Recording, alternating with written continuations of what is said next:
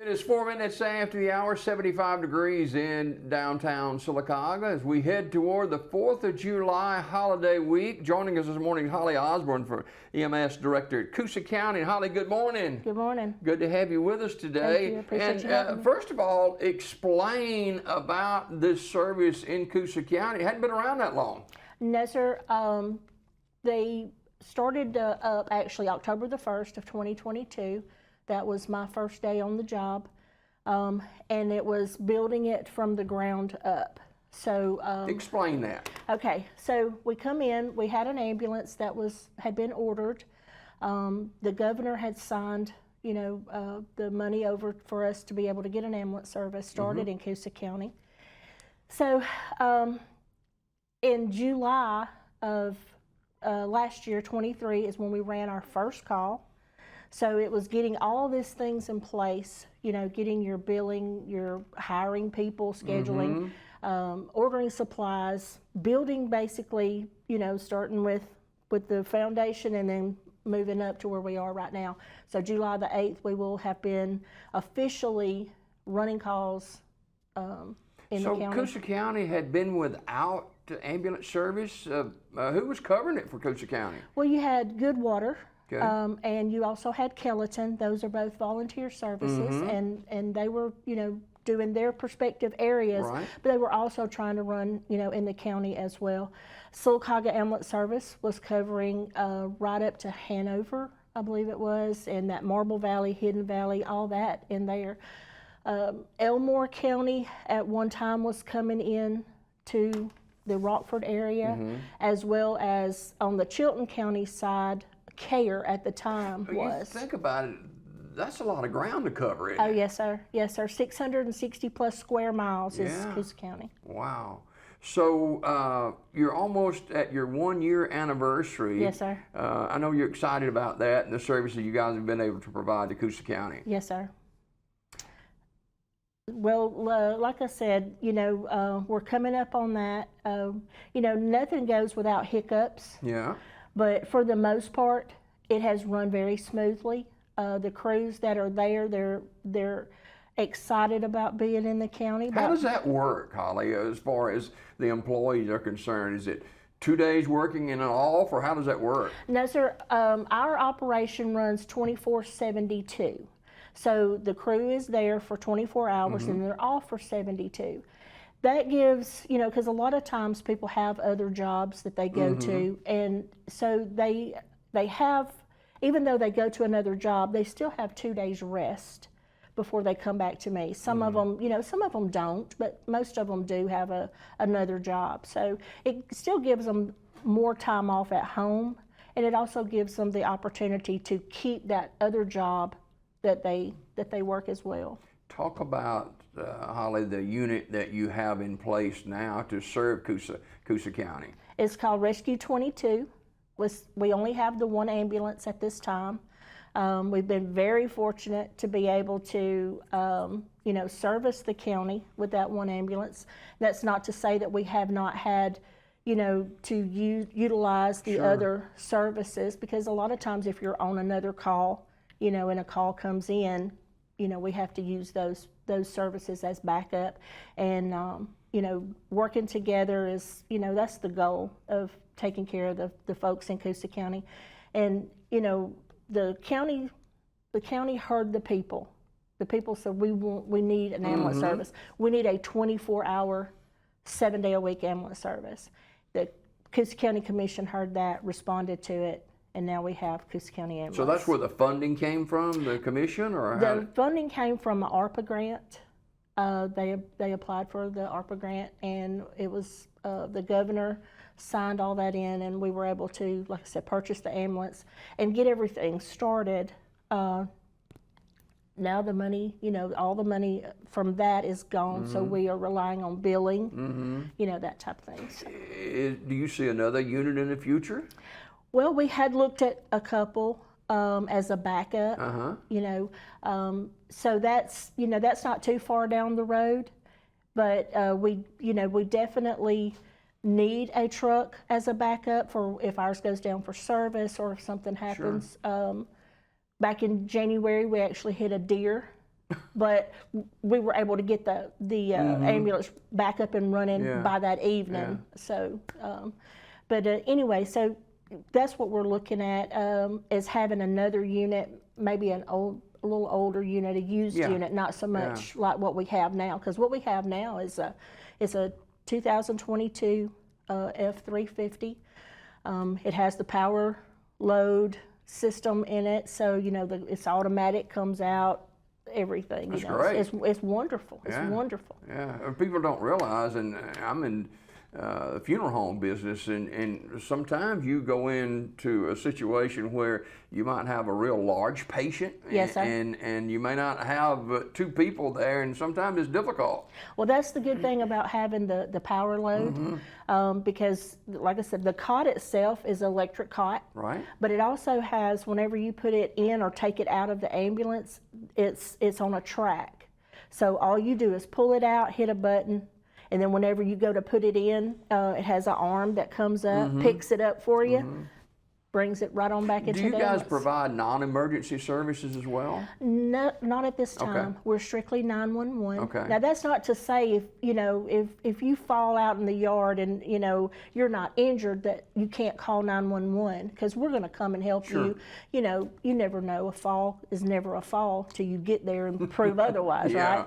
So anyway, we're not doing dialysis transports or hospital transports, or we don't take you back and forth to your doctor's appointments. We actually have the transportation van for for that type of thing, but we are 911 service at this time. Now that's not to say that later on down the road that might be an option as we become bigger and progress. So, but right now it's strictly 911. What about Hollie, some safety tips you can pass along this morning from maybe emergency to non-emergency? Okay, this month is National Safety Month for us. So, my tips on staying hydrated, especially with the heat. It is so muggy out there this morning, So you don't have to walk in from my car to the door, you just bust out and sweat. But so staying hydrated, if you're out in this heat, cutting grass or weeding your garden or whatever, be mindful of keeping hydrated, using not just the sports drinks, but Pedialyte. People think of Pedialyte as being just for infants. It's not. It's an electrolyte replacement. Now, what you don't want to do is overdo it on the electrolyte replacement. So drink water as well. Wear a hat, keep from, and wear sunblock. Coosa County borders 4 lakes. We have Lay, Martin, Jordan, and Mitchell. So if you're out there on the lake, wear your safety vest, your life vest, especially if you can't swim. Don't chance it. Anything can happen on the lake. We've seen a lot of people that love the water, but they've never, for whatever reason, never learned to swim. Never learned to swim, and those are, that's what I'm saying. If you're out there on a pontoon boat, or whatever, even in a bass boat fishing, make sure that you've got your life vest either on or right there close to you. Wearing sunblock. Again, staying hydrated. Not so much with the, adult beverages, but staying hydrated with water and the sports drinks and that kind of thing. And of course, too, and we had an incident here with one of our football coaches who had gone fishing and didn't take any communication gear with him. It's always good to have communication. It is, definitely. And I suggest not just with your cell phones, but if you have a two-way radio, and you're like down at Wind Creek, just say, and you're camping, and you leave one of those two-way radios, because a lot of them are 50 miles plus now, and take a two-way radio, because sometimes you don't have service on the lake. And I know there's a lot of places down in Coosa County that we do not have service. So it's always good to have a backup, even if you have a cell phone. Yeah, and if there is an emergency and you guys' services are needed, there's some tips you can give to individuals about how to report that emergency as well. If you're calling 911, try to stay calm. for one, because those dispatchers, they're trying to decipher what you're telling them. Give them a location. If you're not sure exactly of the location, give them some landmarks. Kelly's Crossroads is a good landmark for down there. If you're on 22, I'm 5 miles from Kelly's Crossroads toward the river, or some sort of landmark. Like I said, just try to stay calm and let the dispatcher know what the emergency is. Whether you've had an automobile accident, or you're a hiker and you fell in the woods, and you think you broke your leg. Let them know what that emergency is. Give them as much information as you possibly can as to your location. That's the key, is location, because a lot of times we have that call and we have no idea where they're at. They don't know where they're at. And Coosa County is a very rural area. So we had an incident out on the Pinhoti Trail. The sheriff was able to pinpoint the location of the cell phone, which was a miracle in itself. Yeah. But and we were able to find them, but they were way off back in the woods when they were located. So give them as much information as you can as to the emergency. If you're there with someone, let them know the condition of the patient. They're conscious, they're not conscious, they're breathing, they're not breathing. If it's a situation where you're going to have to activate CPR, and you don't know CPR. I was about to ask that question. Yeah, stay on the line with the dispatcher. They can walk you through that. Chest compressions. Matter of fact, the Coosa County Commission just approved the purchase of it's the Digitech device. It's like the Lucas, but it's called the ARM. It's the Digitech ARM. So we're purchasing that, and it's an automated CPR device. Oh, wow. From Furno, we just bought that. So. Yeah. Or we had the approval to purchase it. Hollie Osbourn, our guest this morning, EMS Director at Coosa County. Talk about your background a little bit. How did you get started in all of this? I started out as a volunteer. Started out with County Line Volunteer Fire Department. Daryl Parker, he was very persistent, very persistent, So we started out there, my husband and I both, and it just went from there. I went into EMS and the EMS portion of it. So I've been in EMS now 21 years. Talk about EMS, exactly what is that? It's Emergency Medical Services, okay? So that's including your first responders, your basics, advanced, paramedics, that's the whole tier. It's Emergency Medical Services. Fire is a little different. Not all services offer the EMS portion of it. It's strictly just fire.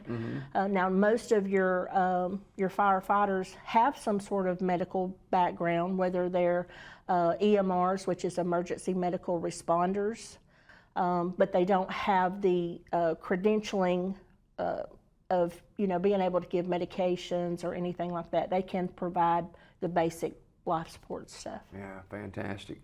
Well, congratulations on your coming up 1 year anniversary, and I know the people of Coosa County are excited about having y'all to be able to help them with their needs. And you got the one ambulance, and I'm sure that working with law enforcement is key for you guys as well.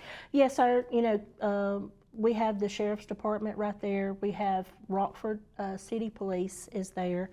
Of course, anytime you go out into a situation with emergency situation, it's an unknown until you get there. Yeah. Okay, and it's always been for me. I've always really looked forward to having an officer there, or even the volunteer fire departments. Sure, they're a lot of help. I love my volunteer fire departments when they respond with us.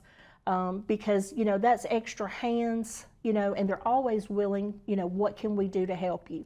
And we love it because Coosa County, we don't have a professional fire department. Right. It's all volunteer, and there's 10 volunteer fire departments in Coosa County, And That's fantastic. oh yeah, it's wonderful. And like I said, you know, you're going to get somebody's coming to help, whether it's in the area that you're at or they're coming from a different area. You can always look forward to those guys responding and showing up.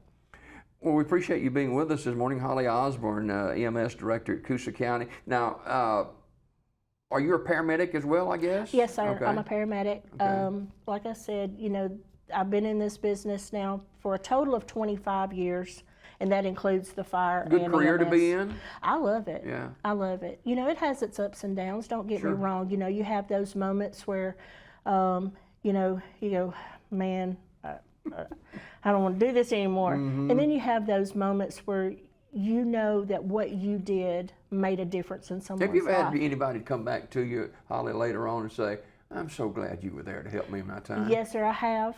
Yes, sir. And it's a good feeling. Yeah. Matter of fact, it gives me chill bumps Yeah. to think about it, Yeah. you know, to know that you were the difference. You made the difference in that person's mother's life or father or sibling, whatever. You were able to make a difference in their life. Before we go this morning, something that I want to talk about, and there's a lot of this in Coosa County, and that's snakes. And snake bites, and how to differentiate between good snakes and bad snakes. Well, they're all rattle-headed copper moccasins as far as I'm concerned. So, you know, I can't tell you the difference. You know, like I said. What do you do if you're out and you're snake bitten? What do you do? Well, if you've got a cell phone, you're going to call 911, okay? Try to identify the snake in any way. My suggestion, call 911. If you are closer to a hospital, then, you know, if it takes me an hour to get there and it's only going to take you 30 minutes, if you're able to make it, go ahead and go, or have someone take you. But most snake bites, you know, you got your copperheads, you have your water moccasins or cottonmouths, and your rattlesnakes. You know, they are actually, you're going to have to go to the hospital for that. You know, there's anti-venom for those type snake bites. You know, your little garden snake or whatever, you want to make sure that you keep an eye on it. Infection is one of the key things right there. Rat snakes and stuff, they don't pose a problem. They'll scare you to death and make you hurt yourself, but they're mostly just harmless, you know. Well, what would you say to an individual, Hollie, who is looking for a career change and like to get into the type field? And you said it's not for everybody, and it's not. No, it's not for everybody, but you know, if you're one of those people, you know, and you enjoy helping people, you want to make a difference in someone's life, you know, it's a rewarding career. I've made a career out of it. I've, you know, got a few other things under my belt that I did prior to this, but this is the one that I felt this is where I belonged. You know, this was my purpose, and you know, and I say to anybody who's interested in this field, you know, contact us, come down, you know.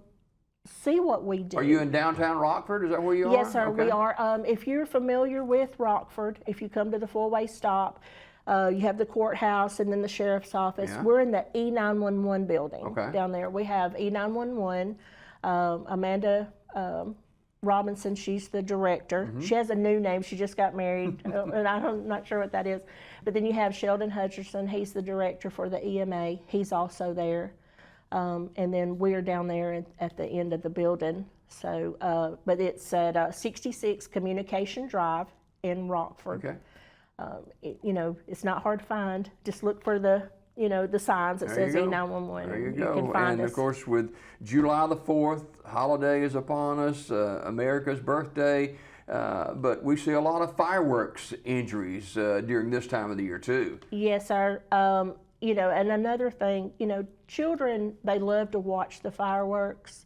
They love to be a part of the fireworks. But you see a lot of injuries, you know, like with the sparklers or just the little firecrackers. They don't let them go, you know, quick enough. And burns, and also, you know, some of those things can blow your fingers off.